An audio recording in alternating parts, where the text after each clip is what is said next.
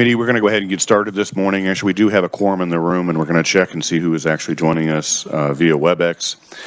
The first item on the agenda today, are there any bill introductions this morning? All right, seeing none. Okay, we're going to do a little bit of catch up this morning since we had to pass over a couple of budgets from yesterday. So I will turn it over to Chairman Sutton, the chairman of the General Government Budget Committee. And so please indicate which budget you're going to be starting with. Chairman Sutton.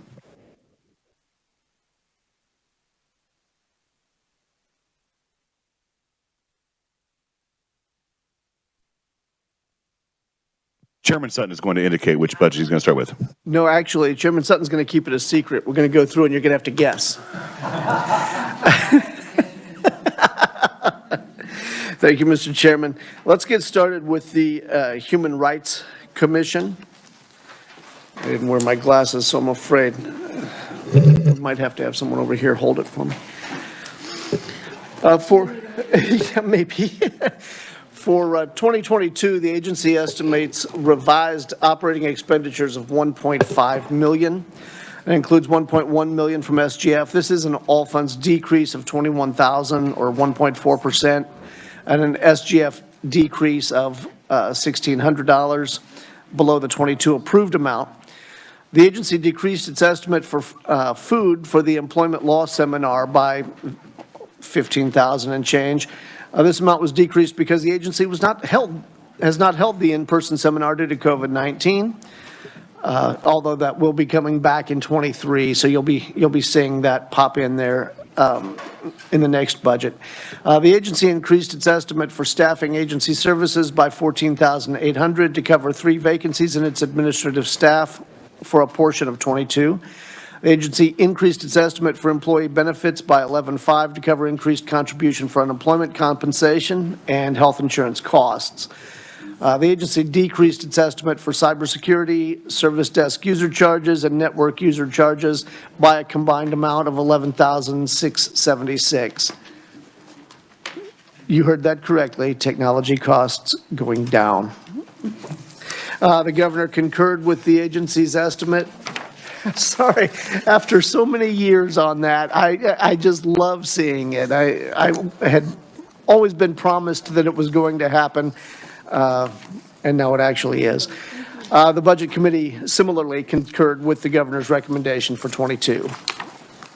All right, committee, are there any questions for Chairman Sutton in regards to fiscal year 2022? Seeing none, move on to 2023. Let's move on to 23. Where we're pulling out of COVID, so we're going to start seeing some increases for the seminar that they hold.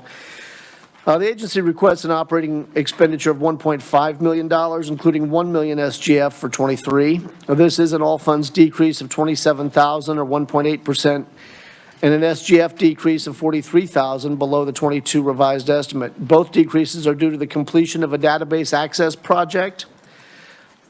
Anybody who gets off of access, I'm going to cheer. All right.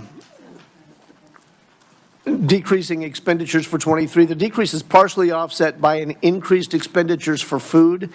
The food expenditures include catering for the agency's public information programs, which have been held virtually since calendar year 20 due to the pandemic. The governor concurred with the agency request, and so did we. I'll stand for questions. All right, committee, are there any questions for the Kansas Human Rights Commission for fiscal year 2022 and 2023? Seeing none, Chairman Sutton. All right, this time I would move the Budget Committee report for the Kansas Human Rights Commission for years 2022 and 2023. Committee, you've heard the motion. Is there a second? Second by Representative Helgerson. All those in favor say aye. Aye. Opposed? Motion passes. Chairman Sutton. Very good. Let's go on to the Office of Administrative Hearings. The agency estimates a revised operating expenditure of $1.5 million, all from the Administrative Hearings Office Fund. This is completely fee funded, by the way. This is an increase of $135,000 or 10% above the amount approved in the 21 legislature.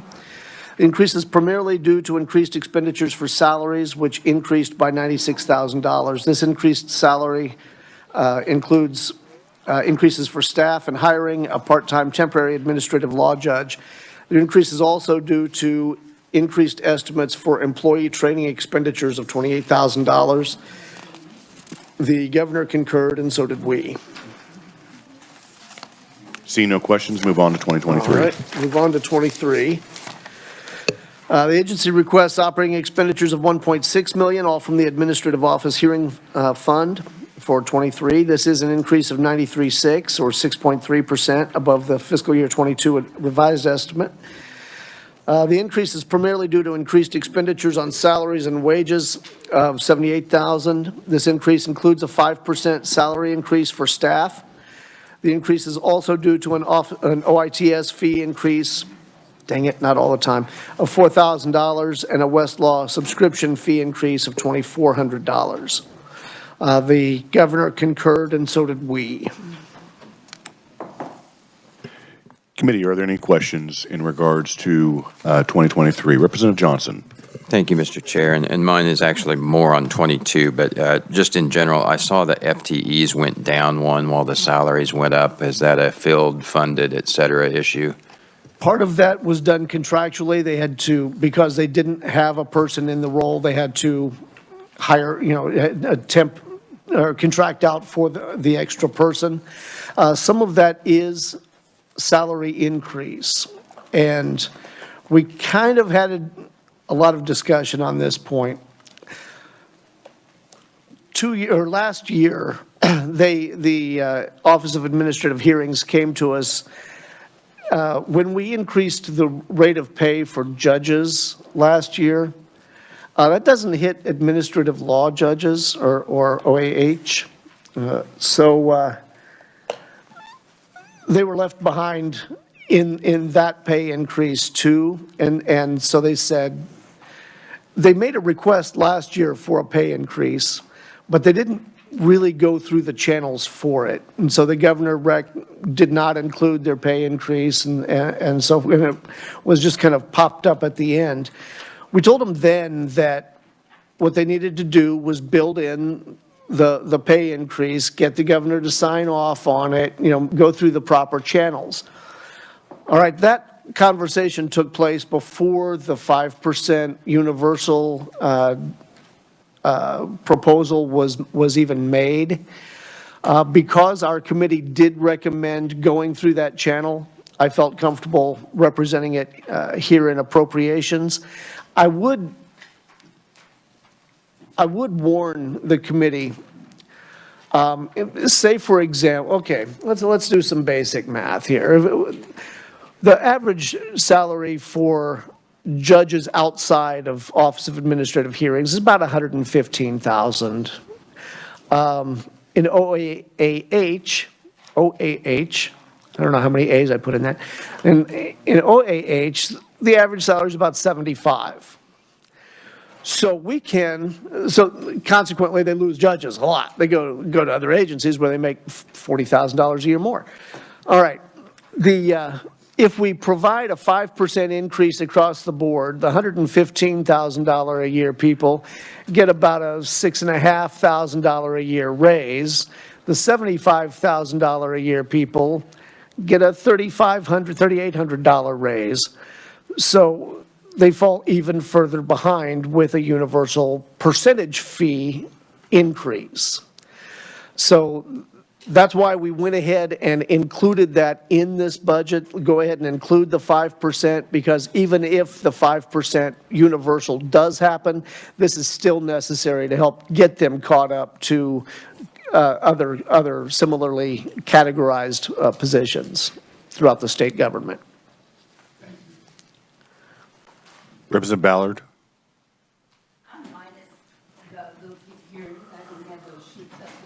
That was intentional. I took them. It would be yesterday's packet. My packet and Brenda's packet.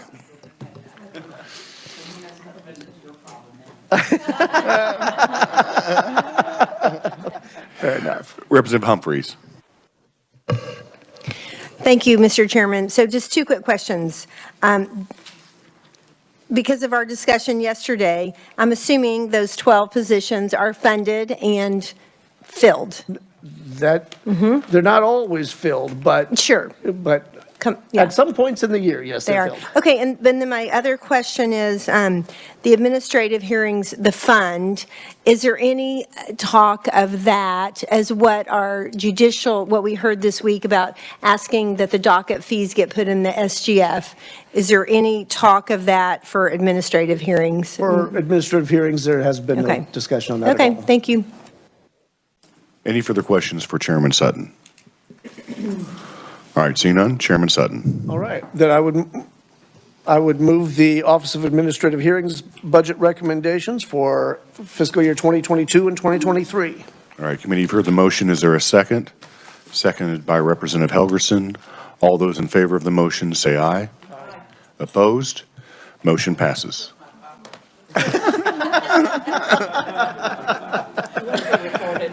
Did you want to record your vote, Representative Ballard? All right, thank you, Chairman Sutton. We're going to go ahead and move on to the next budget presentation, and that is actually by myself. And we're going to be talking about the legislative budgets. So first, we're going to start with the Legislative Coordinating Council.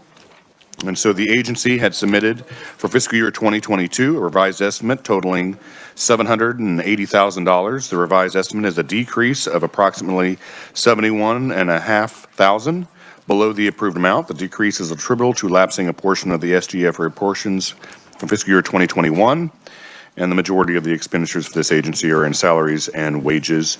And there are 8 FTE positions, which is the same number that was approved.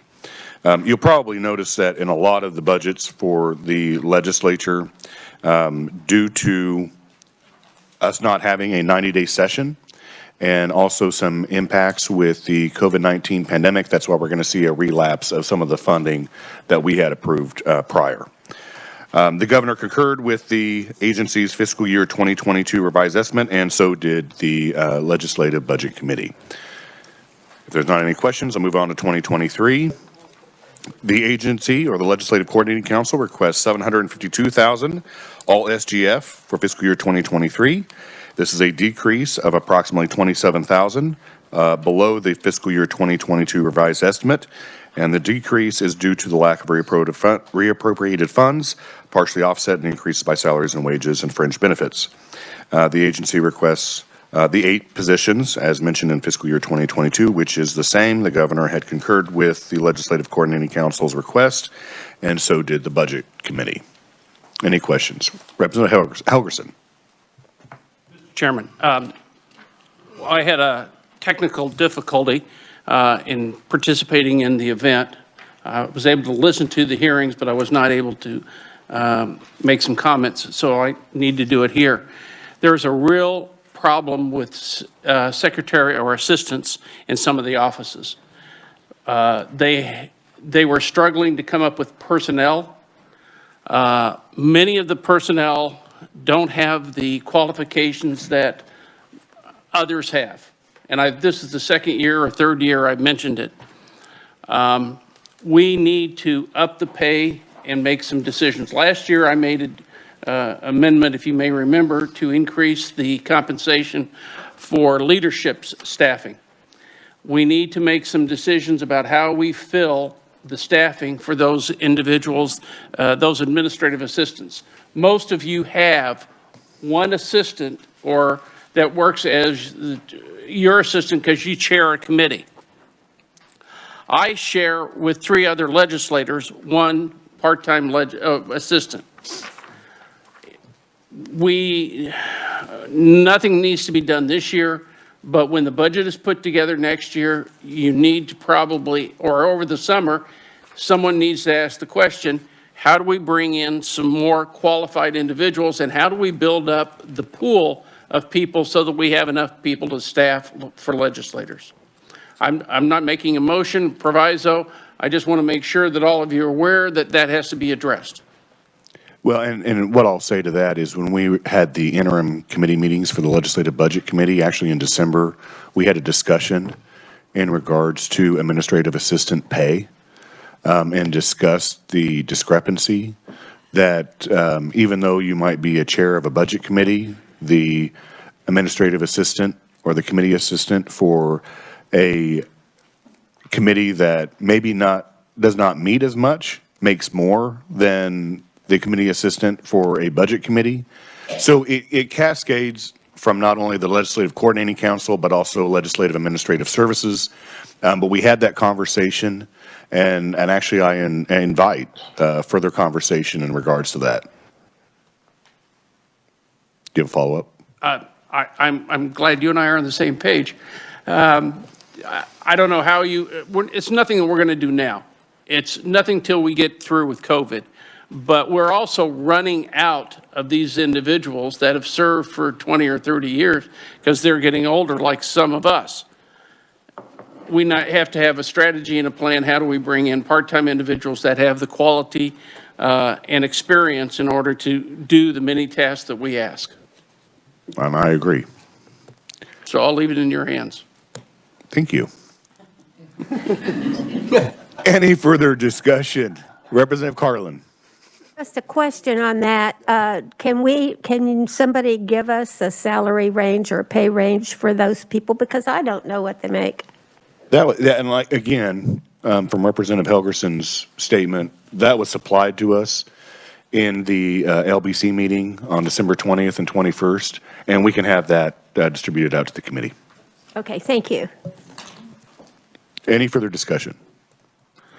Seeing none, I would move the adoption of the budgets for fiscal year 2022 and 2023 for the Legislative Coordinating Council, seconded by Representative Hoffman. All those in favor of the motion say aye. Aye. Opposed? Motion passes. We'll go ahead and move on to us, the legislature. The legislature submits a fiscal year 2022 revised estimate totaling $24.3 million, all SGF. This is a decrease of approximately almost $8 million below the approved amount. The decrease is attributable to lapsing a portion of the SGF reappropriations for fiscal year 2021, and the legislature fiscal year 2022 revised estimate includes 50 FTE positions, was the same as the approved number. The governor concurred with the legislature's revised estimate, and the budget committee concurred with the governor's recommendation for fiscal year 2022. Any questions in regards to the legislature for fiscal year 2022? If there aren't any, I'll move on to fiscal year 2023. The legislature requests approximately $23.2 million, all state general fund for fiscal year 2023. This is a decrease of $1.2 million below the fiscal year 2022 revised estimate. This decrease is due to the lack of reappropriated funds, partially offset in increases in salaries and wages and fringe benefits expenditures. And the legislature requests the same number as in fiscal year 2022 for 50 FTE positions. And the governor concurred with the legislature's request for fiscal year 2023, as did the budget committee. Representative Sutton. Thank you, Mr. Chair. All right, this is gonna sound, how are FTEs calculated for the legislature? I'm pretty sure there's more than 50 of us, so, and then there's staff in addition. Do we not count in the FTE positions? Is that right? No, we do not count in the FTE positions. All right, so none of the budget goes to the legislature itself. Legislators. Right, that's what I mean, legislators. Is that correct? This is in here. The salaries are calculated in the amount of the approved budget, but we are not considered full-time employees. They must not have ever done this job.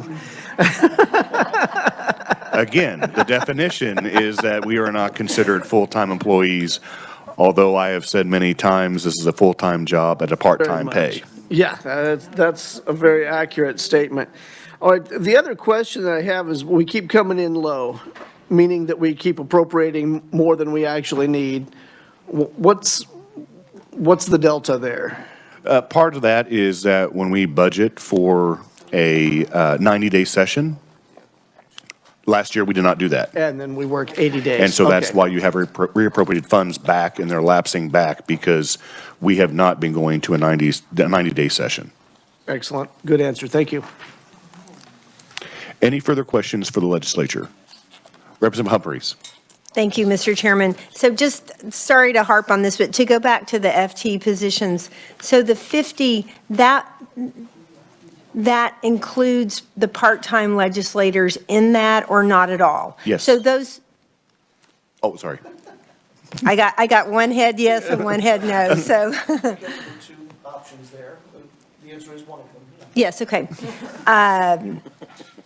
The 50 would be like, who all would that be? I would assume like the clerk of the House and the Senate, all the staff that is associated with, Okay, and then also the leadership staff. very good. Okay, that answers my question. So then, but in the budget, that 24 million, it's got the pay of the legislators, but they're just not counted as part of the FTs. Got it. Correct. Thank you so much. Any further questions in regards to fiscal year 2022 or 2023 for the legislature? Seeing none, I would move the adoption of the budgets for fiscal year 2022 and 2023 for the legislature, seconded by Representative Wolfmore. All those in favor say aye. Aye. Opposed? Motion passes. All right, we'll move on to the Legislative Research Department. The Legislative Research Department has submitted for fiscal year 2022 a revised estimate totaling $4.8 million, all from State General Fund. And this is a decrease of approximately $255,000 below the approved amount. And this is attributable to lapsing a portion of the State General Fund of reappropriations from fiscal year 2021. And the majority of the fiscal year 2022 expenditures for this agency are in salaries and wages. They have 40 FTE positions, which is the same approved number prior. The governor had concurred with the Legislative Research Department's revised estimate for fiscal year 2022, as did the Budget Committee. Seeing no questions, I'll move on to 2023. The agency has requested $4.7 million, all from State General Fund for fiscal year 2023. This is a decrease of $165,000 below the fiscal year 2022 revised estimate, and this is attributable to the lack of reappropriated funds. The Legislative Research Department also requests the funding for 40 FTE positions, which is the same as in fiscal year 2022. The governor concurred with the Legislative Research Department's request for fiscal year 2023, as did the Budget Committee. Any questions in regards to 2022 or 2023? Representative Carlin. Thank you. You know, I don't normally follow how many FTEs are filled, but because it's been a bad year for hiring, I'm just curious how many open positions there might be in research. That I would need to ask Amy.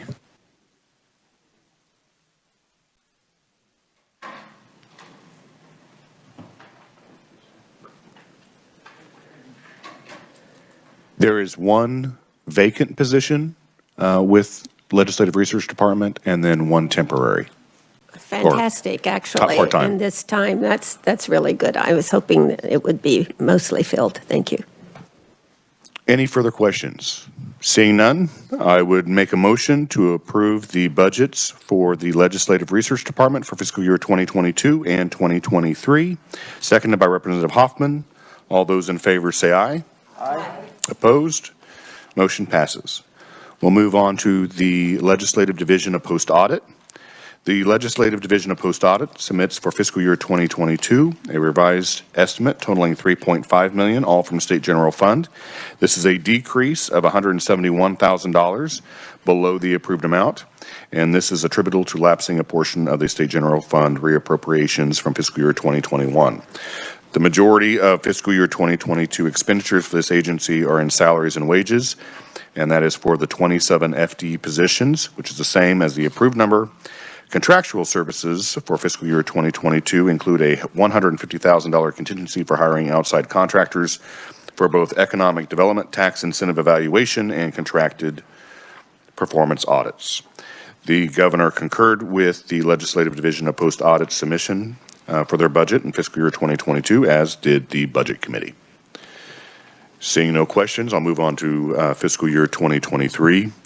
The Legislative Division of Post Audit has requested $3.5 million, all from State General Fund for fiscal year 2023.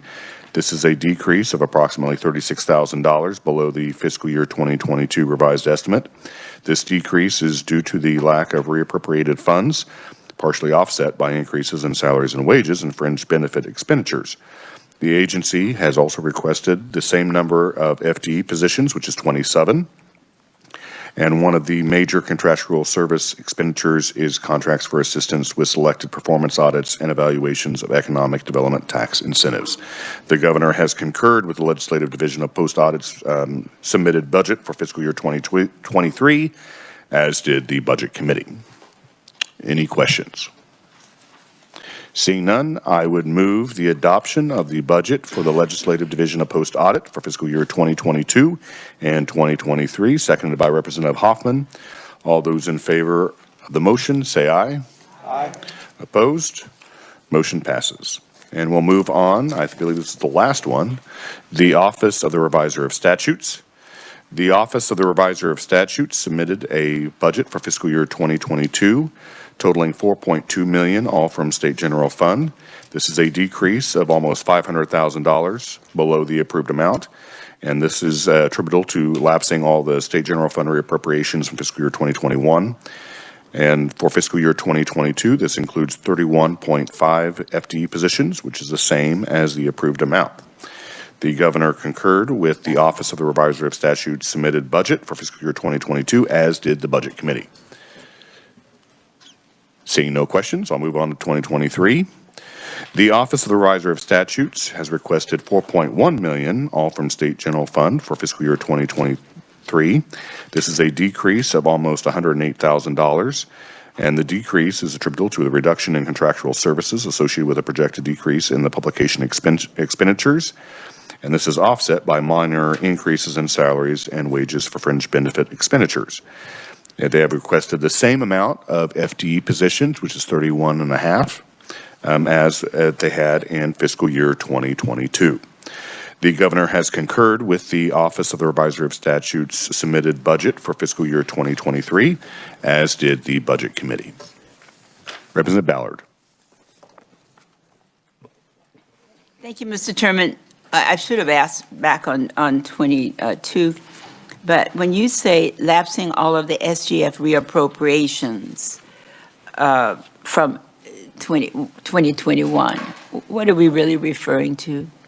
In what areas? Or just money left over, not spent? Or is that what it is? It's money that was left over and not spent because of things that occurred during fiscal year 2021.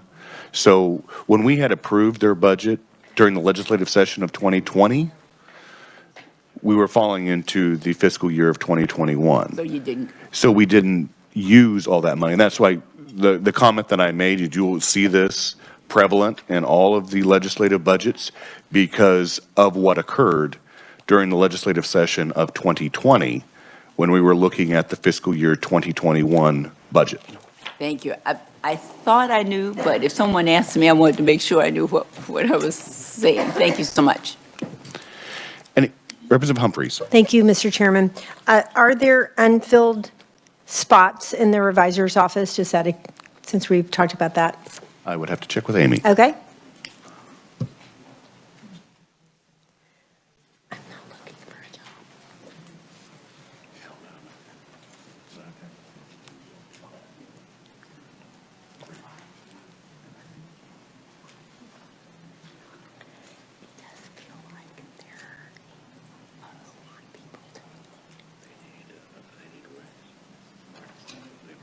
There are 3 open positions, one in IT, one is an attorney, and then one is a staffer.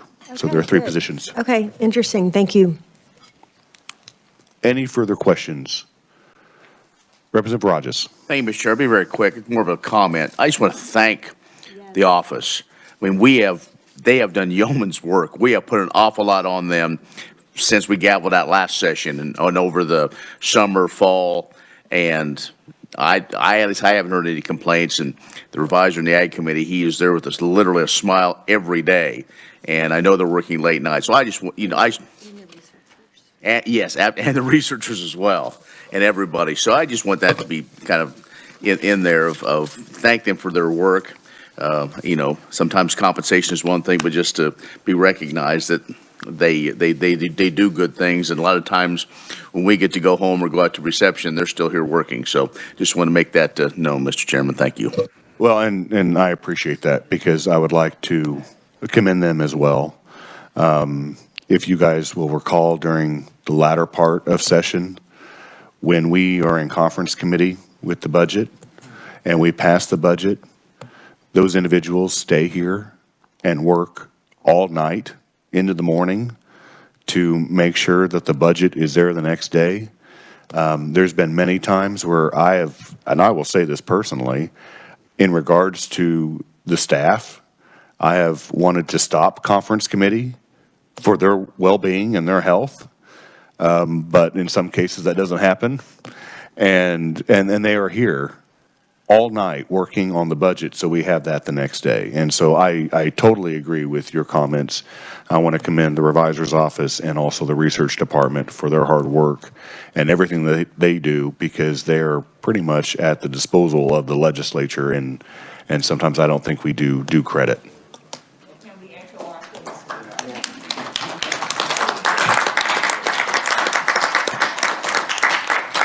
Representative Carpenter. And Mr. Chairman, while we're on that subject, my folks deserve an extra round of applause for dealing with me during this legislative session. So anyway.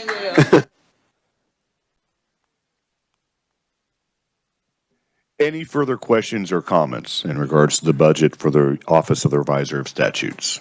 Seeing none, I will make a motion to approve the budget for the Office of the Revisor of Statutes for fiscal year 2022 and 2023, seconded by Representative Wolfmore. All those in favor say aye. Aye. Opposed? Motion passes. All right, I am done. Yes, Representative Hoffman. Thank you, Mr. Chairman. You will see in the back there are some breakfast burritos for everybody. Oh. Make sure everybody gets one because I don't want to have to take all those home.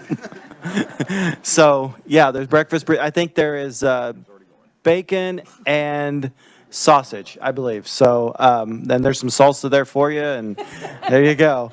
And so the chairman wanted me to bring breakfast, and so that was the best I could do. That was better than McDonald's breakfast burritos. So, yeah. So yeah, from downstairs. So my phone debt is paid. Well, actually, I had requested a breakfast buffet from the chairman. So I was looking at scrambled eggs, potatoes, bacon, sausage, but and they're all in that's there. all right. That's all in there. It's all in there, just wrapped in a burrito. It's all wrapped up. All right. Thank you, Vice Chairman Hoffman. We'll go ahead and move on to the next budget presentations, and it'll be by Chairman Francis, the Chair of the Transportation and Public Safety Budget Committee. Chairman Francis, if you'll please indicate which budget you're going to be starting with this morning. Thank you, Mr. Chairman. I was just wondering if we could have a 25-minute recess so I could eat. If you get through your budgets fairly quickly, then you don't need the 25-minute make sure you recess. don't, Representative Sutton, remember that. I'm hungry. No, I can't eat and talk. You know, I already had this planned. I don't want everybody to feel like I'm just piling on, but I do want to thank the research analysts that have been working with me. I don't know if all of you know, but you can't do that. That's my cheat sheet. I'll get lost. My normal research analyst is on temporary leave, and a lot of research analysts have been doing double duty, just adding on to the budgets that they already have to help out. And I particularly want to thank Merle Riedel. He's had to assume the responsibilities of being my lead analyst. So just thanks a lot, Merle, and everybody else that's picked up the slack. I want to start off with the Kansas Commission on Peace Officers Standards and Training. So if everybody will move to that budget. Many of you know that as CPOST. That's kind of the common acronym that we call it. The Kansas Commission on Peace Officers Standards is a very important agency in our state because it's the regulatory body that provides that makes sure that we have qualified, trained, and professional peace officers. So, you know, these guys deal with our local police, our sheriffs, our highway patrolmen, our KBI officers. They make sure that the standards are enforced across the state and that we're hiring competent individuals for those positions. So, beginning with fiscal year 2022, the agency estimates revised expenditures of $917,379, all from special revenue funds. In fiscal year 2022, that's an increase of $44,000 or $563 above the fiscal year 2022 approved amount. The reason for this is partially because we got a new director in this position. So there was some overlap to train the newly hired executive director. Also, there was an increase due to the agency's enhancement request to replace a vehicle used for employee travel and records and evidence support. The increase is partially offset by decreased reimbursements of municipalities for law enforcement training due to declining revenue to the local law enforcement training reimbursement fund. The revised estimate includes 6 FTE positions, which is an increase of 1 FTE position above the approved number. The additional FTE position is the result of converting a part-time investigator position to a full-time position. And I don't think we always realize the depth of some of the research that our analysts do. You know, as many of us do when there's a new vehicle being considered in a budget, I kind of want to roll my eyes and ask how many miles and why do we have to do this. My research analyst on this one said, well, Mr. Chairman, you can see the pavement through the floorboard on some of their vehicles. So I kind of decided to go along after that. Anyway, the governor concurred with the agency's revised estimate in fiscal year 2022, and the budget committee concurred with the governor's recommendation in fiscal year 2022. Want me to move on to 2023? Yes, move on to 2023. Okay. In 2023, the agency requested $889,000 all from special revenue funds for fiscal year 2023. This is an all funds decrease of $28,000 or 3.1% below the fiscal year 2022 revised estimate. The decrease is attributable to decreased salaries and wage expenditures related to the transition of the executive directors that we mentioned previously. Those don't reoccur in 2023. And the decreased expenditures for the purchase of computer equipment. The decrease is partially offset by increased expenditures for data storage services and attorney fees for legal consultation. One of the reasons they have to have the increase in the data storage services, as this agency grows, they keep a history of each officer throughout the state. So, you know, many of these individuals continue to serve for years and years, and just the need for that storage grows over time. The request includes 6 FTE positions, which is unchanged from the fiscal year 2022 revised estimate. The governor concurred with the agency's request for fiscal year 2023, and the budget committee concurred with the governor's recommendation for 2023.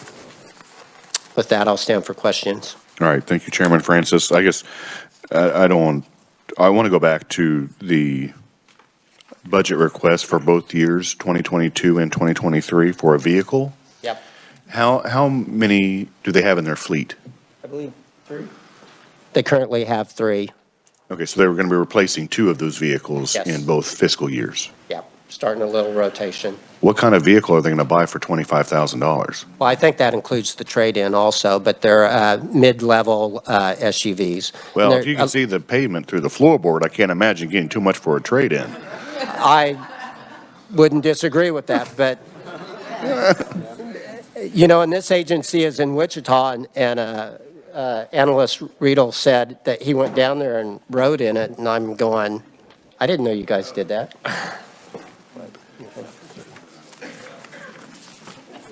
Representative Sutton. Thank you, Mr. Chair.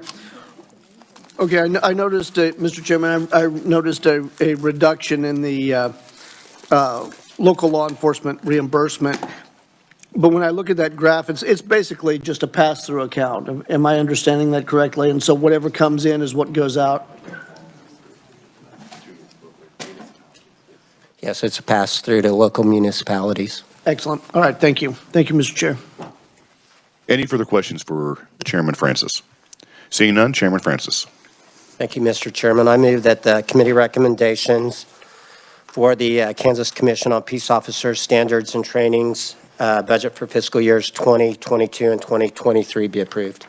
All right, committee, you've heard the motion. Is there a second? Seconded by Representative Estes. All those in favor of the motion say aye. Aye. Opposed? Motion passes. Chairman Francis. And Representative Estes, I appreciate the second. There are many budget chairmen in here who have their ranking minority member in here to help them with that. So you just keep on doing a good job there. The next item on the agenda that we want to look at is the Sentencing Commission. The Sentencing Commission is another one of those agencies where some of us may not be very familiar with what they do. They do two things. They develop the sentencing guideline model or grid based upon the fairness and the equity, and to provide a mechanism for linking justice and corrections policy. I think they do a lot of the fiscal notes for bed space as we change some of our sentencing guidelines across the state.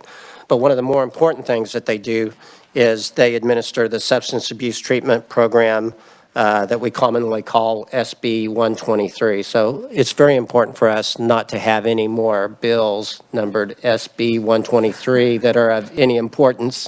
It could be very confusing to me over the years. With that, beginning 2022, the agency estimates revised expenditures of $13.6 million, including $13.6 million SGF in fiscal year 2022. This is an all funds decrease of $137,488 and an SGF increase of $14,984 from the FY 2022 approved amount. The decrease is attributable to decreased expenditures for the 2003 SB 123 substance abuse treatment program, which experienced lower admissions due to court delays resulting from the COVID-19 pandemic. And you'll see this because of the size of the reallocation, what's the right word for that? Reappropriation. The reappropriation of a carryover balance from the previous year. The decrease is partially offset by the agency's supplemental request of $17,000 for the initial phase of a 2-year salary adjustment. The decrease is also partially offset by increased expenditures for the implementation of the 2021 House Bill 2026. And Chairman Owens may be able to help me on this a little bit, but I think that is a program that we initiated to provide substance abuse treatment for individuals that negotiated a diversion program. Is that an affirmative head nod? The agency's revised estimate includes 14 FTE positions, which is an increase of a quarter FTE positions above the fiscal year 2022 approved amount. The FTE increase is due to the SB 123 program director transitioning from part-time to full-time. The governor recommended expenditures of $9.8 million, including $9.8 million SGF in fiscal year 2022. This is a SGF decrease of $3.8 million below the agency's fiscal year 2022 revised estimate. The recommendation includes a lapse of $3.8 million from the SB 123 program, which is the amount reappropriated from fiscal year 2021. And again, the amount that was in the 2022 budget, it wasn't all used again because of COVID probably related issues. The recommendation does not include the funding for the initial phase of the agency's salary adjustment plan. A couple of years ago, they had a pay plan that they have been trying to request implementation of the last couple of years. Last year, it got pulled from the budget and conference, I believe. So again, they tried to implement a portion of that this year. The governor did not recommend that salary adjustment. But if you've got big questions about that, she did recommend its approval in 2023. The recommendation includes 14 FTE positions, which is unchanged from the agency's fiscal year 2022 revised estimate. The Budget Committee concurred with the governor's recommendation in fiscal year 2022. And with that, I would stand for questions. Committee, are there questions for Chairman Francis? Representative Owens. Yeah, thank you, Mr. Chairman, and thank you, Chairman Francis, as well for the work. You know, people don't know about this specific commission that was created quite a few years back, and it's led by Scott Schultz. And the work that they do that provides data and information for us as we make decisions on our correction system is incredibly important. And being that pass-through for SB 123 drug treatment money, we're going to see some changes in that going forward, because when we passed 2026 last year, that created a mechanism by which people could actually get substance use treatment before being branded with a felony the rest of their life. We're going to see that be utilized. We've seen a number of courts that have created drug courts specifically with that tool in mind. So it's a great tool that we passed, and I think that we're going to see that be utilized tremendously. And I appreciate Representative Francis' work on this, as well as Scott Schultz and his team. Thank you. Any further questions or comments in regards to fiscal year 2022? Seeing none, Chairman Francis, you may move on to fiscal year 2023. Thank you, Mr. Chairman. So, in 2023, the agency requested $10.7 million, including $10.6 million SGF for fiscal year 2023. This is an all-funds decrease of $2.9 million and an SGF increase of $2.9 million below the fiscal year 2022 revised amount. The decrease is attributable to the decreased expenditures for the SB 123 program, which is primarily due to SGF reappropriations available in fiscal year 2022 that are not available for the fiscal year 2023. So again, it's that temporary shortage of usage of the program that's kind of rolling through. The decrease is partially offset by the agency's two enhancements requests, which include the final phase of the 2-year salary adjustment plan of $91,801 and expenditures to sustain implementation of 2021 HB 2026 for $764,293. The agency's request includes 14 FT positions, which is unchanged from the fiscal year 2022 revised number. The governor recommended expenditures of $9.9 million, including $9.9 million SGF for fiscal year 2023. This is a SGF decrease of $764,293, or 7.7% below the agency's fiscal year 2023 request. The recommendation does not include additional funds to sustain implementation of 2021 HB 2026. I just want to let everybody know that we discussed this with the agency. They're not overly concerned about the fact that that amount wasn't reappropriated. Let me ask a question of staff. Don't they have a caseload thing that happens in October also? They're not typically involved in Okay. that caseload. But again, we did discuss this with the agency. They're not overly concerned about that cut. The recommendation does include funding for the agency's salary adjustment plan, but implements the plan in 1 year rather than the 2, and excludes the executive director from the plan for fiscal year 2023. The recommendation includes 14 FT positions, which is unchanged from the agency's fiscal year 2022 requested number. The Budget Committee concurred with the governor's recommendation for fiscal year 2023 with one adjustment. We did delete, per what we've been told to do in appropriations, we did delete the $91,082 SGF for the agency's salary adjustment plan for fiscal year 2023. But we do recommend that the House Committee on Appropriations reconsider this deletion during deliberation on the statewide 5% pay plan increase. In the event the House Committee on Appropriations approves the statewide 5% pay plan increase and adds funding for the agency's salary adjustment plan, the committee recommends these employees be excluded from the statewide pay plan increase. The committee notes support for the agency's salary adjustment plan. So the committee truly supports this plan. We want to see it go through, but again, we understand that it needs to be considered with the 5%. I also need to make a note as I kind of as I examine this a little bit deeper. We've got a copy of who gets what increases. They do have 3 employees as part of that did not get any increase whatsoever. So if we can dig into those details, I think those 3 employees ought to be part of the 5% pay plan increase rather than exclude the entire budget. That's what gets really complicated on some of the details when we deal with pay. With that, Mr. Chairman, I would stand for questions on the Sentencing Commission budget. All right, thank you, Chairman Francis. So in the governor's recommendation, she did not implement the salary adjustment plan, and then also made an exclusion from the executive director. So if this committee would decide on a 5% statewide pay increase, I'm assuming that includes the executive director. She did not want to include the director, and he would get 5%. The $91,000, though, includes, honestly, a substantial increase for the director, but the director does an exceptional job. I don't know that he needs 5% on top of what's in the $91,000, but they've got a couple of positions that are severely under market. Some of the rest of it's kind of normal, the normal stuff we do. They didn't do anything 5%. They really tried to go to a market rate, I feel like. But I did note that there were 3 positions that received no increase underneath the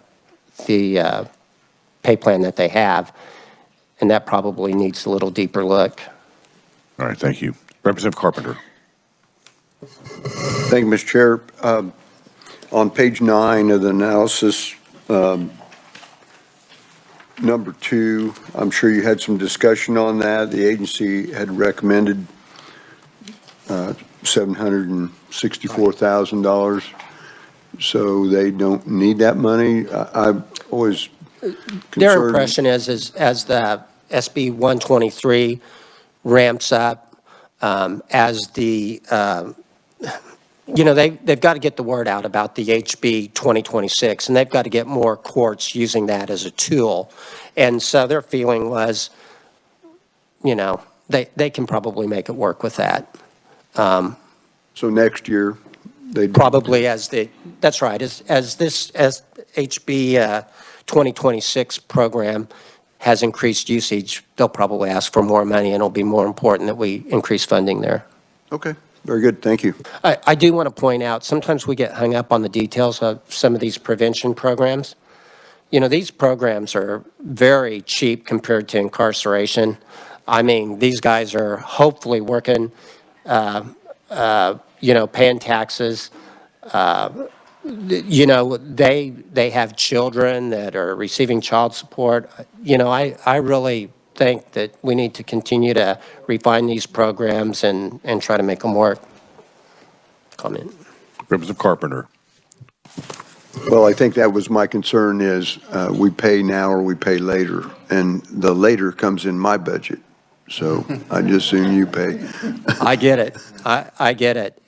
And by the way, I want to reiterate some of the things Representative Owens brought up. I think the executive director does a great job. We're lucky to have him, and we want to continue to reward good employees, that are trying to do the right thing. Representative Sutton. Thank you, Mr. Chair. A little bit ago, you mentioned 3 employees that had not received raises. What was the mechanism by which they were skipped?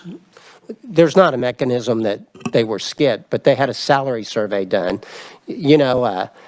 Okay. They had a salary survey done, and it looked at what people were making, and it looked at what comparable marketplace salaries were. And I guess that's my point. I was impressed by the market salary. It's not everybody got 12%. Some people got substantial increases. Some people got minimal increases. But it was all done under the thought process that they would receive whatever the statewide increase was.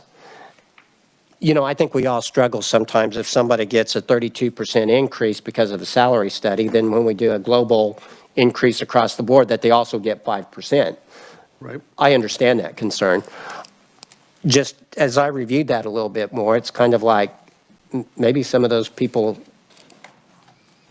it was done under the thought process that they would get the state Excellent. broad increase. I thought that we had passed a statewide pay raise and 3 people got skipped, so I was a little curious as to how that even happened. Well, I'm worried that if we approve this pay progression plan and we exclude the agency as a whole, those 3 get skipped. Gotcha. But it gets awful hard for us as the state government's huge, to remember to not skip those 3 people. Actually, there's another one that only got 1%, one got 2%, so. So if we cut all of them by 5% from the pay raise, We might not be doing the best we can for employee morale.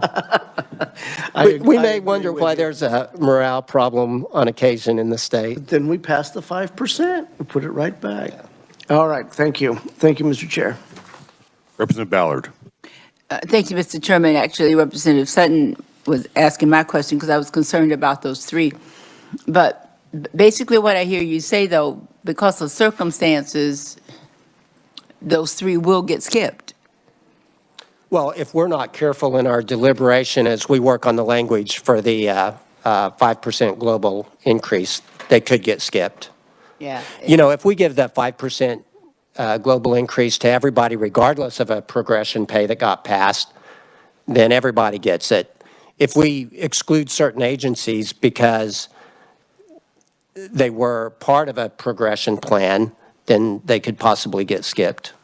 Okay, so I don't know what the study was, but, I think of studies we've done before, we looked at, do we need to increase entry level because that's where they are, so they get more, or is it medium level, or were they making over whatever the limit was when they got to that point? Because if we skip them, we could very well skip other people in the process too. It's going to be hard. I mean, pay is not easy, and I think all of the department heads across the state deal with those issues. I don't want to get into the details of these employees because it's a small department. People can be easily identified, and I'd be happy to talk with you more about it. But I just tried to express one of the concerns I had. Yeah, well, I'll just say, I have that concern that you have too.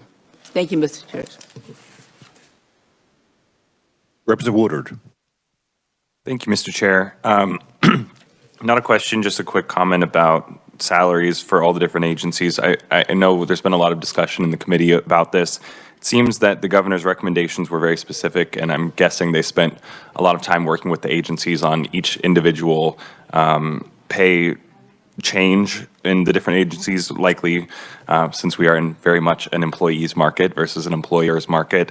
And so I hope that as we're looking at the salaries, we can commit to maybe bring in those agencies that have specific pay plans, just because I don't want us to adopt a across-the-board pay increase, since some of these are just really just adjustments to get people up to market pace. So I think I just hope that the committee can, in the future, work with some of these agencies that have very specific pay adjustments, which are likely required just to keep people at their agency.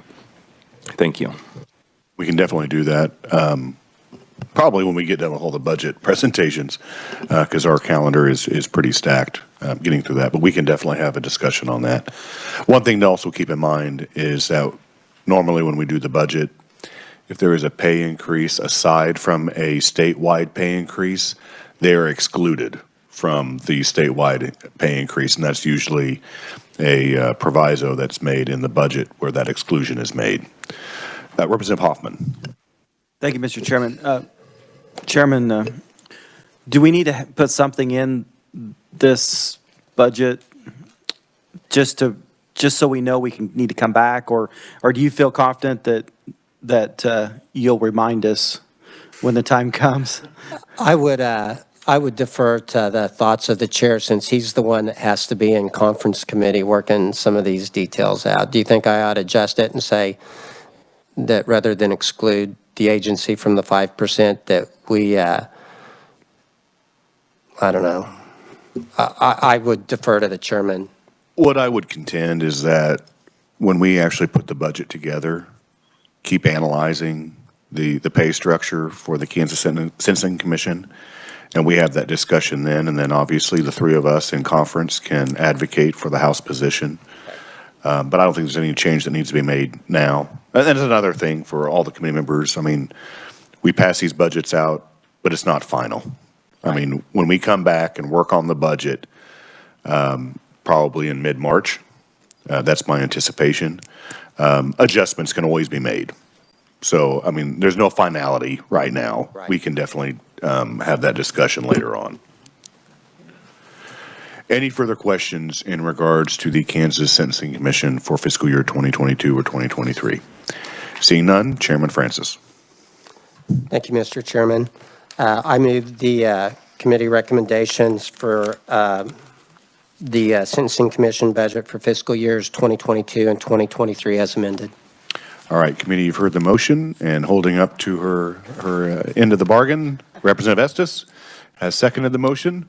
All those in favor of the motion, please say aye. Aye. Opposed? Motion passes. Chairman Francis. Thank you, Mr. Chairman. Next one that I want to address is the Adjutant General. For those of you, Adjutant General sometimes is a generic term that we're not sure what it means. This is the National Guard. This is the Kansas Department of Emergency Management. By the way, as we've lived through this coronavirus epidemic, I can't thank the individuals at the Kansas Division of Emergency Management and all of our guardsmen across the state that have worked countless hours. You know, we've got a lot of volunteer guardsmen across the state also that have been away from their families, been away from their jobs as they've came to communities like mine to help with vaccinations and the transfer of supplies. You know, the National Guard is a huge part of our emergency response in the state of Kansas. So that's kind of what we're talking about here. So for fiscal year 2022, the agency requests a revised estimate of $167.2 million, including $13.5 million SGF in fiscal year 2022. This is an all funds increase of $103.7 million and an SGF increase of $358,247 above the fiscal year 2022 approved amount. The all funds increase is primarily attributable to receipt of federal funds of $72.8 million for expenditures associated with the COVID-19 pandemic and other federally declared disasters. The agency's revised estimate includes 3 supplemental requests totaling $22.8 million, including $2.4 million SGF for deferred maintenance and routine rehabilitation and repair of National Guard facilities, and increased state disaster payments of $22 million. So this budget gets really confusing for me sometimes. You see these huge numbers moving in and out of this budget. A lot of that is because we have these disasters sometimes 3 or 4 years ago, sometimes just last year, where we get the receipts and the billings in. We have to draw down the federal funds, but we have a match that we have to supply. It's usually a 90-10 match. So you'll see that $22 million, $2 million of that is SGF to draw down $90 million of disaster payments. The agency revised estimate includes 289 FTE positions, which is an increase of 1 FTE position above the fiscal year 2022 approved amount. The increase is due to the addition of a media projection technician position in the administration program. The governor recommends expenditures of $168.2 million, including $13.5 million SGF in fiscal year 2022. This is an increase of $1.1 million, all from special revenue funds above the agency's 2022 revised estimate. The governor recommended an increase of $1.1 million, all from special revenue funds for KDM to update recovery plans with lessons learned from the COVID-19 pandemic. These expenditures include $525,000 from the State Emergency Fund to provide state match for $525,000 from a federal emergency management performance grant. The recommendation includes transferring the unspent balance of the State Emergency Fund, $8.6 million, back to the SGF. So if you remember last year, there were funds that were initially SGF monies approved by the State Finance Council for expenditures in response to the COVID-19 pandemic. Federal funds, relief funds, became available for this purpose, so they're transferring that back to the SGF. The governor recommendation also includes 289 FTE positions, which is unchanged for fiscal year 2022. revised estimate. The Budget Committee concurred with the governor's recommendation for fiscal year 2022. So with that, I'd stand for questions. I guess the question that I have is, and it's going to be a little personal for me because I represent an area of the state, as does Representative Rogers, that in fiscal year 2022 suffered a catastrophic disaster with the wildfire event. And in addition to that, I also represent the city of Natoma, which had a flooding event in the month of May. And there was little response from the Adjutant General's office in regards to that because of the disaster that happened with the flooding. They did not hit the threshold with FEMA. However, with the wildfire, they have. And so I'm wondering if there's any discussion in regards to the actions that was taken by the Adjutant General's office in regards to the wildfires that happened on December 15th and what the Adjutant General's office is doing in response to or an ask to the federal government in helping out with that disaster that occurred? There wasn't any discussion regarding those two disasters in the committee. I do know that there are federal levels as far as the size of the disaster that it takes to get the federal designation. And we can go into additional deal. I know previously after the Starbucks fire, there was a big push on the part of the National Guard to get certain guardsmen declared red carded to help assist local departments in those fires. Obviously, when the wind's up, it's really hard to do much to stop them.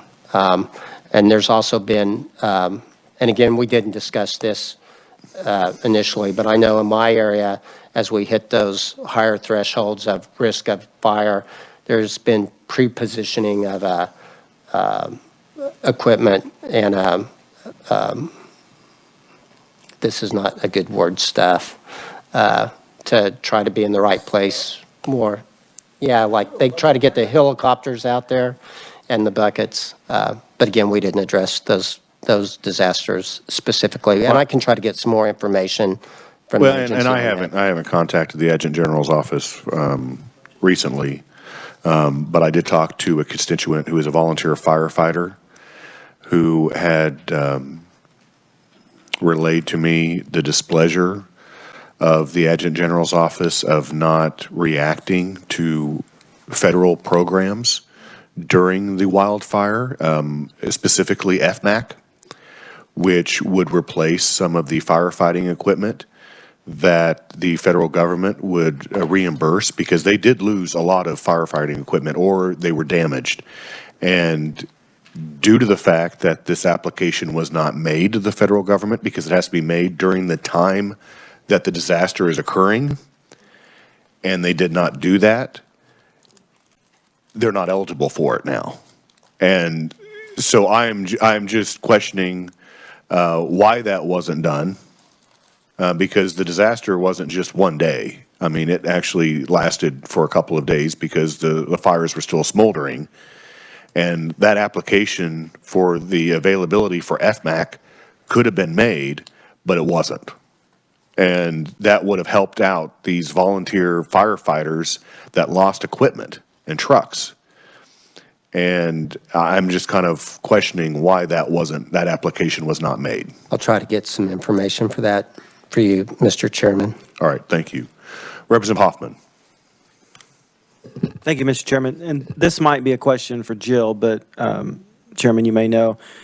Have we given the authority to the Adjutant General to spend those pass-through FEMA funds? Well, FEMA is one example, but those funds that they get that need to pass through. I know a couple of years ago, I think we had to put something in the budget to allow them to do that, and we did it at the last moment, and we're just wanting to make sure that it is in there now so we don't forget about it later. Do you? Okay, he's pointing to you, Jill. Jill. So I think without more information, I'm not sure I can answer the question, because if it would have been a no-limit fund, than they could have, but I guess I'm not sure exactly where the money went, what fund it went into. Representative Hoffman. Yeah, sorry. I'm just getting from, it says, we need to give the general authority to spend federal pass-through monies they receive, like FEMA dollars, and just make sure that that is in the budget, that there's a standard authorization language for that.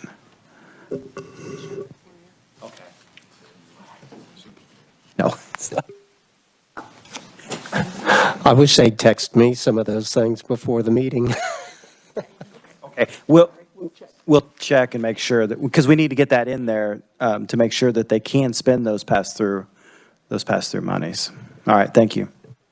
Any further questions in regards to fiscal year 2022? Representative Rogers. Thank you, Mr. Chairman. Thank you for your comments, and I agree. And I have frustration that sometimes some folks believe that the state ends at Wanamaker and there's nothing west. And I think this is one of those.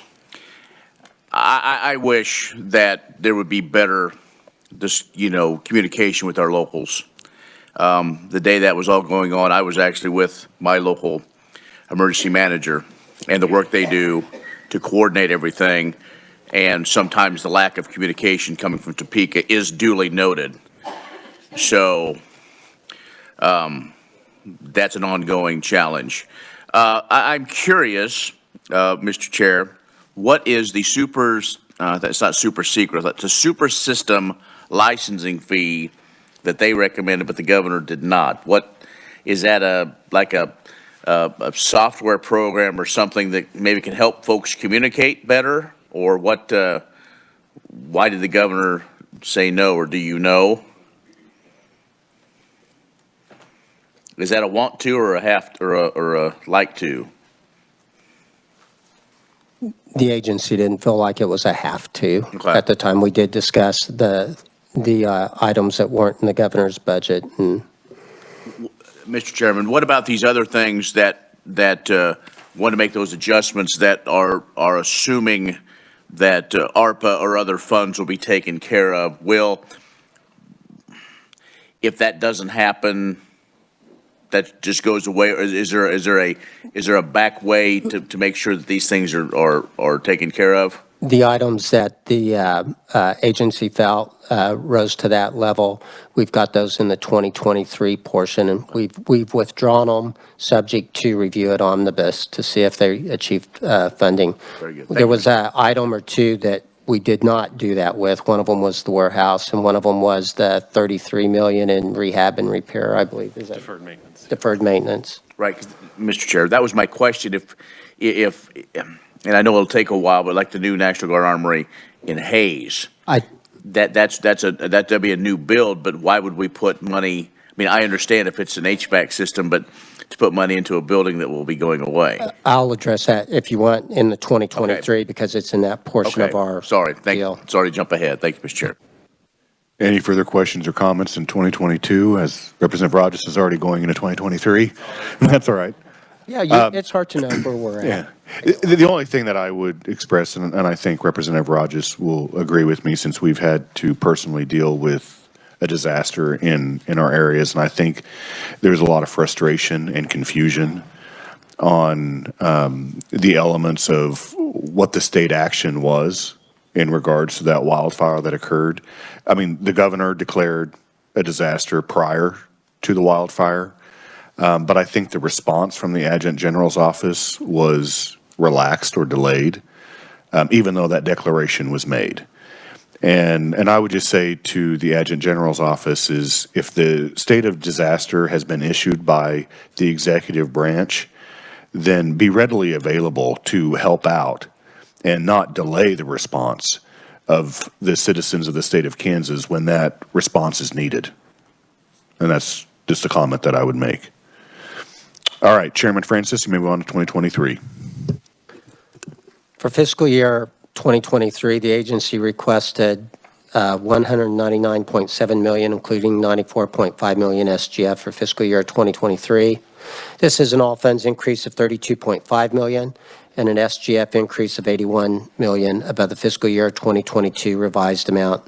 The increase is attributable to the agency's 11 enhancement requests totaling $108.1 million, including $86.8 million SGF. The enhancements primarily include deferred remodel of the State Defense Building for $21 million, state disaster payments of $20 million, routine rehab and repair of National Guard facilities for $41.8 million, a new armory in Hayes for $18.1 million, the addition of 10.5 FTE positions at the Division of Emergency Management and the Kansas Intelligence Fusion Center. The increase is partially offset by decreased expenditures from federal funds for expenditures associated with the COVID-19 pandemic and other federally declared disasters of $71.7 million.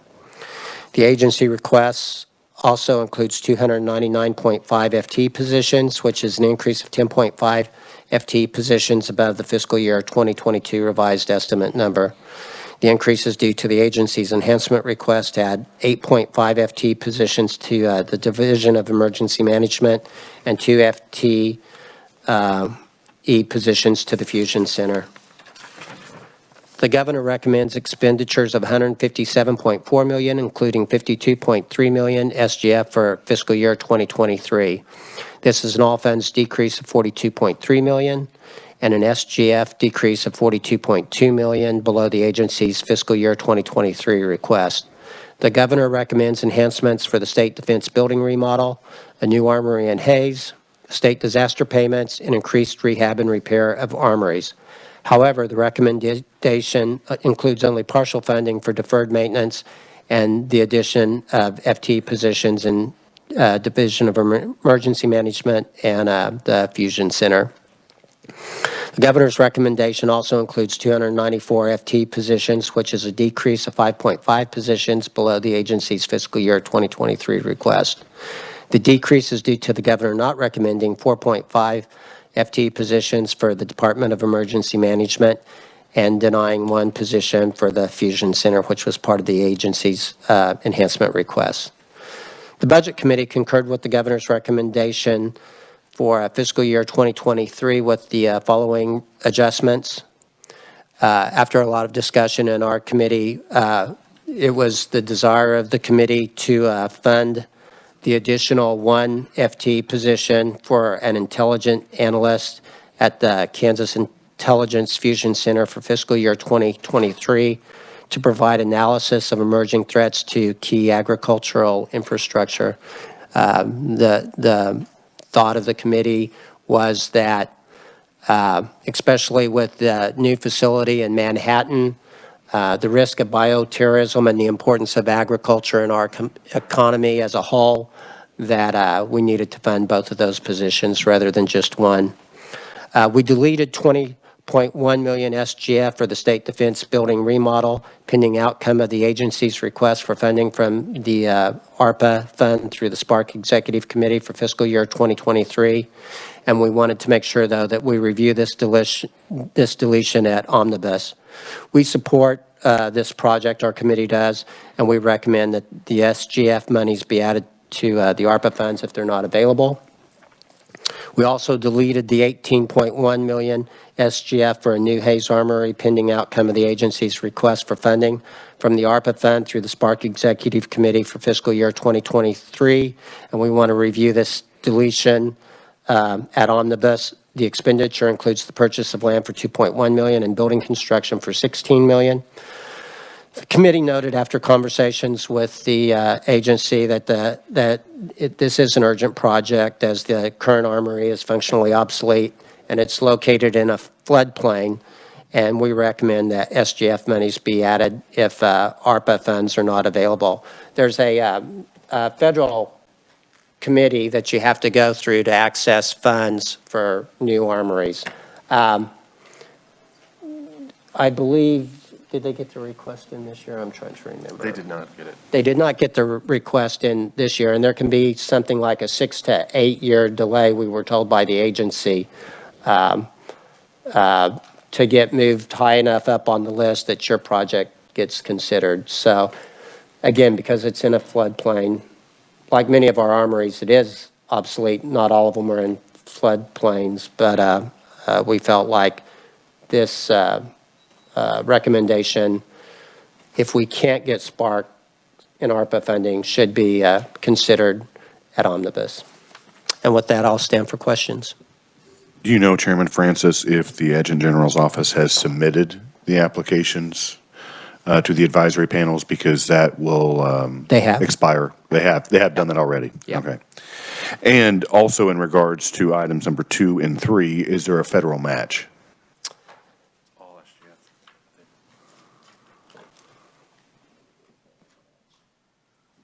It's possible they could get federal match, but this request of 18 million would not include any federal match. Is there a chance they can get federal match on that one? And there's a reason why I asked that question.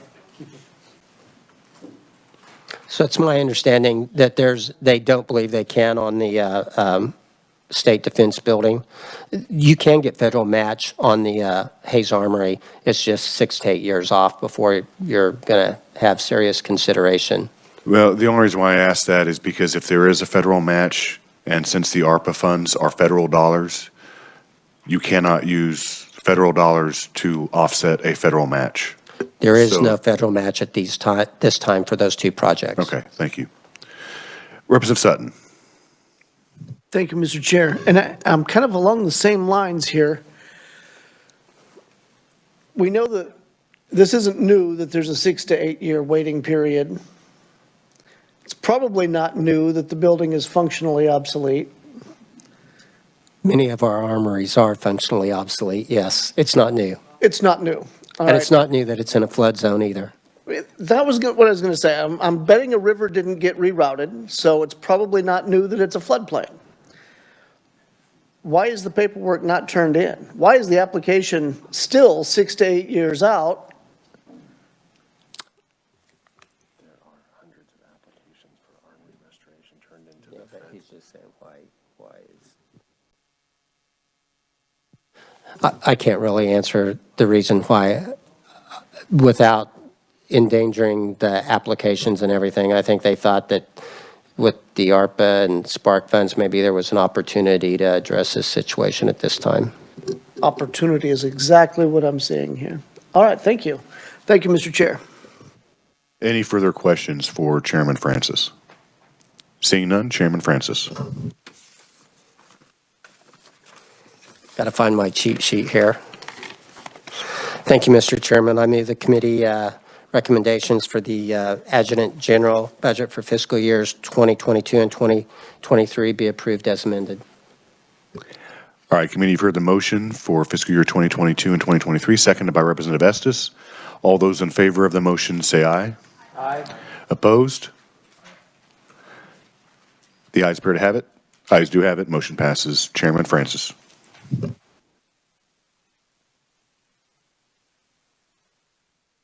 Thank you, Mr. Chairman. At this time, we want to move on to the Kansas Bureau of Investigation.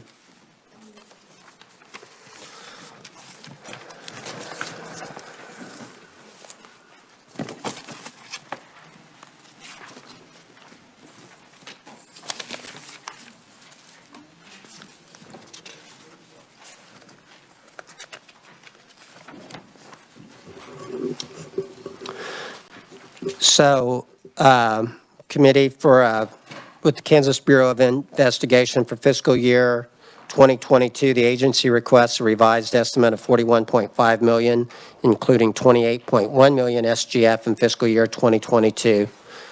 This is an all funds increase of $1.1 million and an SGF decrease of $2,851 from the fiscal year 2022 approved amount. The all funds increase is primarily attributable to increased receipt and expenditures of federal funds in fiscal year 2022. The additional federal funds included $369,000 in coronavirus emergency supplemental funding, an increase of $393,610 in federal national criminal history improvement grant funds, and $354,674 in additional e-citation priority safety federal grant funds. The agency's revised estimate includes 353.5 FT positions, which is unchanged for the fiscal year 2022 approved number. The governor concurred with the agency's revised estimate in fiscal year 2022, and the Budget Committee concurred with the governor's recommendation for fiscal year 2022. And with that, I'd stand for questions. Committee, any questions for Chairman Francis? Seeing none, move on to 2023. So for fiscal year 2023, the agency requested $43.1 million, including $30.8 million SGF in fiscal year 2023. This is an all-funds increase of $1.7 million and an SGF increase of $2.7 million above the fiscal year 2022 revised estimate. The agency requests enhancements totaling $4 million, all SGF for recruitment and retention efforts that include professional staff of $918,000, commissioned personnel of $1.1 million, and forensic scientists of $947,000. The agency also requested an enhancement of $1.1 million SGF to restore the agency's previous base budget amount, which was decreased by 4.5% in fiscal year 2021 as part of a reduced resource measure item adopted by the governor. And I do want to recognize the agency. You know, last year, we did ask agencies to come up with reduced resource measures to help us make through what we thought would be a very difficult year. And this agency really stepped up and came up with $1.1 million of cuts.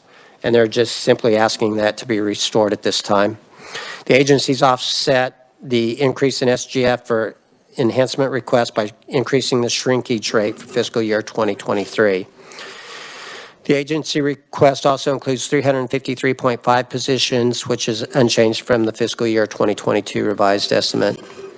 The governor's recommends $40.2 million, including $28.8 million SGF for fiscal year 2023. The recommendation is a decrease of $3 million or 7.4% below the fiscal year 2023 agency's request. This includes the restoration of the $1.1 million SGF, which was reduced from the agency's budget as part of the 2022 reduced resource budget. The funding will be used to hire 16 FTE positions in investigations and forensic science services. Additionally, the governor recommends $943,000 be expended from the SGF as opposed to the Kansas Criminal Justice Information System Fee Fund. The Budget Committee concurred with the governor's recommendation for fiscal year 2023 with the following notations. So the governor did not include the agency's enhancement request. They've been working with the Division of Administration as we move through the process to try to come up with a more with a enhancement request that better meets their needs. We had extensive hearings on that, so this is these recommendations are after those hearings and based upon kind of a refinement of some of those concerns. The Budget Committee supports adding $1.7 million all SGF for the recruitment and retention of commissioned personnel. These are their agents. The Budget Committee encourages the House Committee on Appropriation to review this with the governor's recommended salary plan. So it's not in their base budget, but when we look at the 5%, we think that the committee should give it consideration. The problem that they really have is that if you compare them, I think sometimes to other state agencies, it's not quite as bad as if you're trying to compare their investigator pay with some of the local municipalities. And if you look at the local municipalities, they have a hard time recruiting good personnel, and their personnel need to many times be located in those same communities. So we supported this. The Budget Committee also supported adding $947,050 all SGF for the recruitment and retention of forensic scientists. The Budget Committee encourages the House Committee on Appropriations to review this with the governor's recommended salary pay plan. There was a feeling by the part of the committee that we've made large investments in the forensic science lab here, that we need to support that and make sure that they have adequate staff that they can keep. On a personal note, my personal opinion that disagreed somewhat with the committee was that they've got a nice progression in place from step 1 to step 2. Step 2 is where it's well, that's kind of where the easy progression ends. It's pretty difficult to move from step 2 to step 3. That's a personal reflection on my part, but I support the thought of the committee. On item 3, there was another enhancement for the professional staff. It was a 10% across the board increase. The committee did not support that 10% across the board, but we wanted to put this note in here to make sure they didn't get left out of any global 5% increase that happened at the state level. So the budget committee, the Bridget committee, my sister's name's Bridget, so that's kind of the budget committee supports and sometimes I call her Bidget, that's really bad. The Budget Committee supports a 5% increase for professional staff. The Budget Committee encourages the House Committee on Appropriations to review this with the governor's recommended salary plan. So much like on the Sentencing Commission, we didn't want this entire agency to get wrote out of the budget if we approved a portion of it. The Budget Committee also strongly supports the agency's request for expenditures totaling $5.7 million from the American Rescue Plan Act Fund through the Appropriate Spark Advisory Panel. They've got a long list of requests that they're trying to work through. ARPA, we really didn't want to get into each of the individual ones and write them up separately, but they total up to $5.7 million, and we support their request. With that, I'll stand for questions. All right. Thank you, Chairman Francis. Representative Wolfmore. Thank you, Mr. Chair. That was going to be my question. What if there was, it sounds like there's a list of projects rather than one main project. Is there anywhere, do you have that list, or is it in the? I do have that list, and I can either get you a copy of it or I can read it off real quick. It's a laundry list of different sizes. You can just give me a copy and I'll save the committee's time. Thank you so much. Representative Humphreys. Thank you, Mr. Chairman. I'm wondering if you could give us a little more detail about numbers 1 and 2. When it's recruitment and retention of the commission personnel and the forensic scientists, is that, I hear recruitment, so I think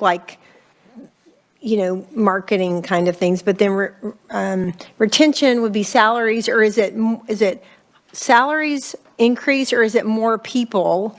Or kind of if you could break that down just a little bit on what those expenses would be used for. We kind of focused, mainly on where their current starting salaries are and where they wanted to move to.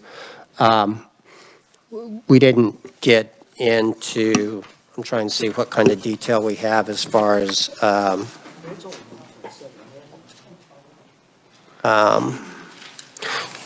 they've got a progression plan similar to what the Highway Patrol plan has, where they move people up on steps. They move up from a step 4 to a step 6. I think that's the retention component on it. So when we increase the pay grade for their officers at this entry-level position, the rest of the pay grades are going to move up also, and then it also funds the retention portion, the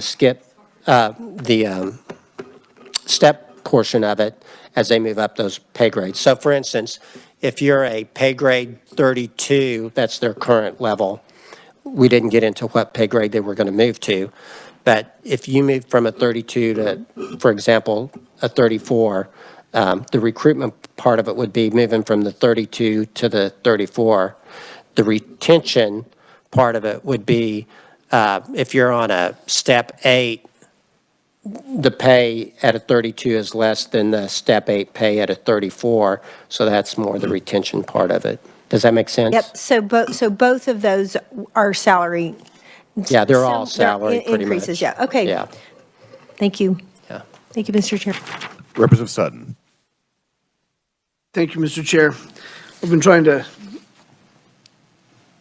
do the math. It looks like the Budget Committee added about $2.65 million to the governor's recommendation. I don't see it listed in the House Budget Committee adjustments. We didn't list it. We didn't recommend it. We recommended that when we consider the 5% pay plan, that we consider doing this at that time. Does that make sense? We didn't want to put it in their budget. Very good. We Okay. recommend that we consider putting it in their budget when we do the overall pay plan. Excellent. Excellent. And that is also the case with number 2 here. We had the, Correct. yeah, that also, okay. Okay, very good. I was just wondering why I wasn't seeing it reflected in the Budget Committee recommendations. Now, you want us to take that into consideration when we're determining the 5%? Because I have a feeling, I might be wrong here, but 1.7 million might be a little over 5%. Yeah, their current starting salary is $53,400. Their proposed amount, I believe, in that 1.7 million is $61,883. So it's almost 20%. Yeah, that's But to give you 17%. To give you an idea, so Johnson County starting investigator pay is $66,426. Again, they've asked for $61,838. Lawrence Police Department is $69,213. KCK Police Department, according to this, is $88,141. Actually, I think that was reduced rather dramatically, but go ahead. Oh, it was? So. Okay. Lenexa Police Department is $61,610, so that's very close to the KBI proposed amount. Topeka is $60,236. And again, that's one of the reasons we thought this was important. Those are the same communities that they do a lot of their recruiting in. Excellent. All right, thank you. Thank you, Mr. Chair. Representative Carpenter. Thank you, Mr. Chair. Just for a little clarification, the governor recommended reinstatement of the number 10 of the base budget of 10%. And then over on page 9, there are no figures in page 10 on that. So how are you reflecting that, and how much was it?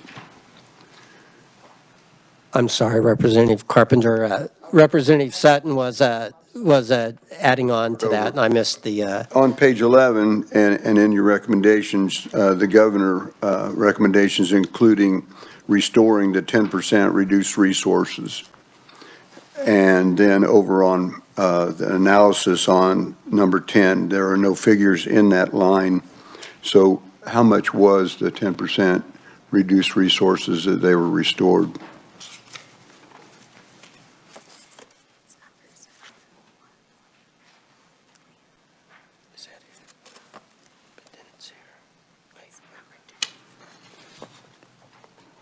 Chairman Francis. It was already in the agency's budget, but it's $1,059,831. Oh, so they requested, that was a request by them also to restore the... They had it in their budget, and then maybe the governor didn't know it was in the budget and requested it as an enhancement.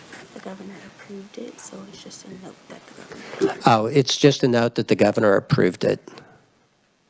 If you go to figure 10 on page 9. Yeah, I see what you're talking about, 7, reinstatement of the base budget, $1,059,000 or $59,000. Yeah. Okay. On page 9, on number 7, it's reinstatement of the base budget. And then if you go down to number 10, it's a zero amount because she's just reaffirming it, is my understanding. I didn't see a note in here that they asked for it in their budget, but that's cool. Thank you very much. Representative Rogers. Thank you, Mr. Chair. I'm trying not to jump too far ahead, but a couple things. I think you answered one of them, but what are we short of field investigators? I mean, I know it seems like at one time some of those that at least I knew that used to be out in western Kansas aren't there, and so is that one of the reasons why we need enhancement and for retention? And so either that or short the forensic lab or both. But it seems to me that we don't hear the KBI out in my area as much as we used to. I know we have one in Hayes, but So throughout state government, we have shortages. The currently on the commission personnel, 88% of those positions are filled, so they've got a 12% vacancy rate. But some of my other agencies maybe have some extremely higher than that, like corrections, you know. But as far as on the forensics scientists, they have 14 authorized at their level 1. 4 of those are vacant, so that would be 30%, even though the numbers aren't very big. On their level 2, if you remember, I said I think they've got a pretty good progression to get from 1 to 2. They have 1 vacancy at level 2. The level 1 is basically just a training position. You know, you get people in, you get them trained up. Level 2, they can start to do some work on their own. Level 3, on the forensic scientists, they have 5 vacancies out of 42. Those are the guys that do the real heavy lifting. They've got They've got all of the credentials that they need, all of the certifications. And then level 4 is a supervisory position, and they've got 1 vacancy at that. Mr. Chair, got a couple more questions. Okay. That's fine. Special ops, is some of that money, is some of that, I guess I see some of those expenditures, is some of that through Homeland Security? Or, can you point me to a page? I'm looking at page 29, all the different things they do. And I understand, I know other state agencies have shortages, but the KBI would be one that I think I would want to make sure is, you know, the level to what they do, I think is important as well, so. And I'm sorry, Representative, we really didn't delve into that portion of it. We really consumed a lot of our time looking at these budget enhancements. Okay, well, but then one more question then.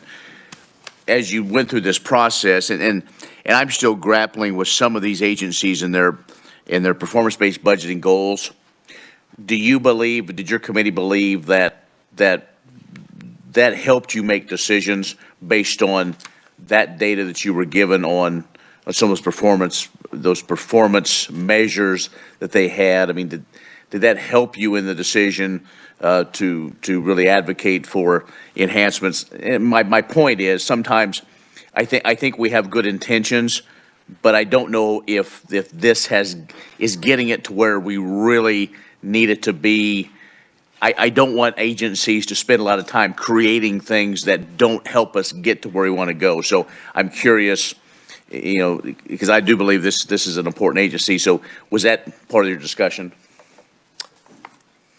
And probably it's a failure on my part. Sometimes we get caught up in the item of the moment, and we don't go through the performance evaluations to the degree that we should go through. I don't know if you had the opportunity to get one of those performance evaluation books where we have all of the state evaluations. It's like that high. And we probably should spend more time on our performance evaluations than we do. I know that the agency, the Office of Budget spends a little more time on those than probably we did. I don't know how many of you get to walk by my door. It's probably, again, a failure to perform on my part, but we're running a lot of nights till 5:30 just trying to hit the deadlines that we have in the appropriations process, so. And I understand, and that's not a, and I guess I thought about all these, and so what I see them is either in the committee that I serve on or in this committee, and getting a chance to look at them, and just, so not to point out anything, Mr. Chairman, you do a tremendous job. But just, that was probably almost like a global question maybe as well. Thank you, Mr. Chairman. And hey, can I say one other thing just real quickly? Some agencies have some really great, cool performance measures that really stand up and you look at them. And some agencies like abstracting and you know, it's the cost per license and they've got a $21,000 budget. And you know, also one of the things I would say though, as we look at performance, I wish sometimes there was a little bit longer history on the performance. You know, we start out with 20 and 21. then we see what they're shooting for 23, 24, 25. We really sometimes don't get a good view of where it's been the last 4 or 5 years. That's just a thought. Thank you for the question. Any further questions? Representative Johnson. Thank you, Mr. Chair. And jumping back on contractual services on page 4, you may have mentioned it, but I just wondered why it stepped up, 900,000 in 22 and then back down, what we were doing for the year.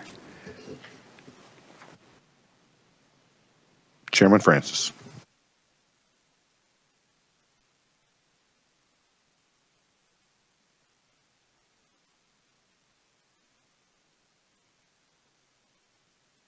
We're going to have to get back with you, Representative. Thank you. Any further questions for Chairman Francis regarding the Kansas Bureau of Investigation? Seeing none, Chairman Francis. Thank you, Mr. Chairman. I move the committee recommendations for the Kansas Bureau of Investigation budget for fiscal years 2022.